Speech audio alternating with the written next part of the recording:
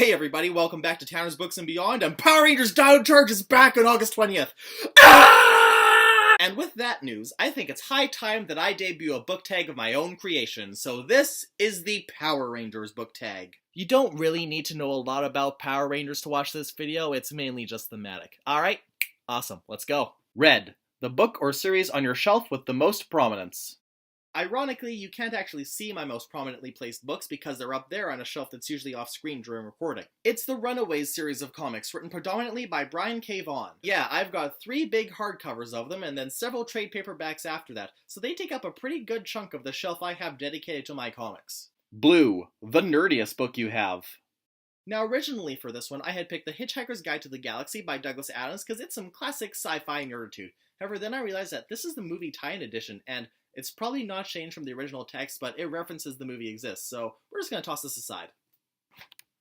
Instead, I'm going with The Restaurant at the End of the Universe, which is the sequel to The Hitchhiker's Guide to the Galaxy, was not turned into a shitty movie, and is also the first book in the series that I read. In fact, this book is probably the root of me getting turned on to dorky British geeky things like the rest of Douglas Adams' work and Monty Python, and of course, Doctor Who. Yellow, a book about sports.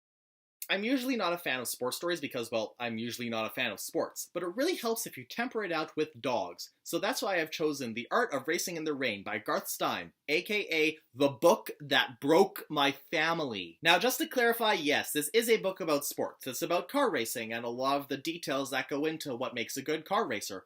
However, it's also told from the perspective of a dog, and me and my family were all dog lovers, so we enjoyed it and we found it very charming and insightful, but, you know, it was also really sad at times and really traumatic, and we just couldn't hold on.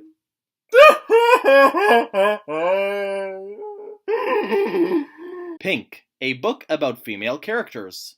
For this one, I've chosen Welcome to Night Vale, a novel by Joseph Fink and Jeffrey Craner. This is a novel about 2 women. It's also a novel about a man in a tan jacket that no one can remember, and a city that may or may not exist, and a whole bunch of flies and pink flamingos, but it's also a novel about 2 women. You've got Jackie, who doesn't know how to grow up and is trying to figure out a way to make that happen, and you've got Diane, who struggles to relate to her teenage son, all the while being afraid that maybe if she wasn't a single mother, things would be that much easier. Eventually their paths cross, and they become really good friends, and they learn a lot from one another, and they even work towards solving their mystery that's been plaguing their hometown the whole novel. Really great character work, really great female characters. Green, a book that's fun to read.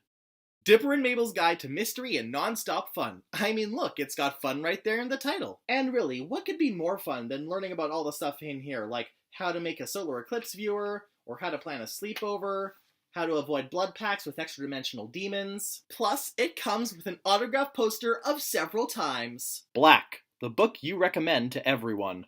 If you like Twilight, then you should definitely read Team Human by Justine Larbaleiser and Sarah Reese Brennan. Also, if you hate Twilight, then you should read Team Human. Are you completely ambivalent to Twilight and vampires in general? Well, then you should still read Team Human. I don't think I've recommended any book as much as I recommend Team Human to people. It is very well written, very refreshing, and a very clever reconstruction of the paranormal romance genre, and in my opinion, that is always something that's worth reading. White, a book full of warm, fuzzy feelings. Huntress by Melinda Lowe, which I've actually already made a video on, but I'll reiterate the key points here. It is quite a good book. It has some fairly well-written fantasy and action elements, but at its core, it is about 2 young girls falling in love with each other, and it is adorable. Purple, a book that's very underrated.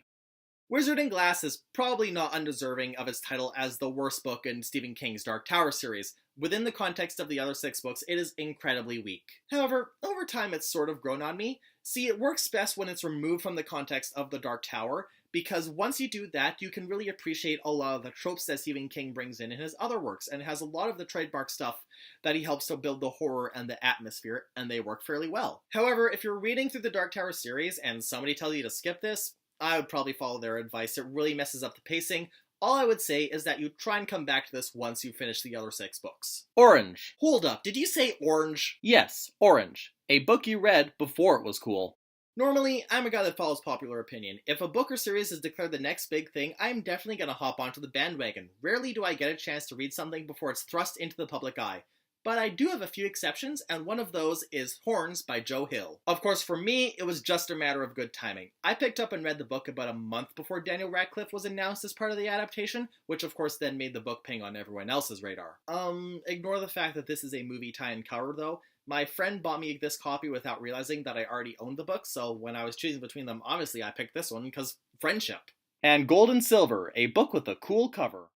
I wanted to do Eve and Adam for this one, but I just realized that I already made a video talking about how much I like the cover just a few days ago, so doing it again would be way redundant. So instead, I'm going with Phonogram, the Immaterial Girl by Kieran Gillen and Jamie McKelvey. And you know, I'm not really sure what it is about this cover that makes me like it so much. Maybe it's the minimalist design, or maybe it's how it nicely combines the themes of the book, which is magic and spiritualism and 80s music videos. But you know, I just think it's nice, and I like it. And that's my Power Rangers tag, and I think it went pretty well.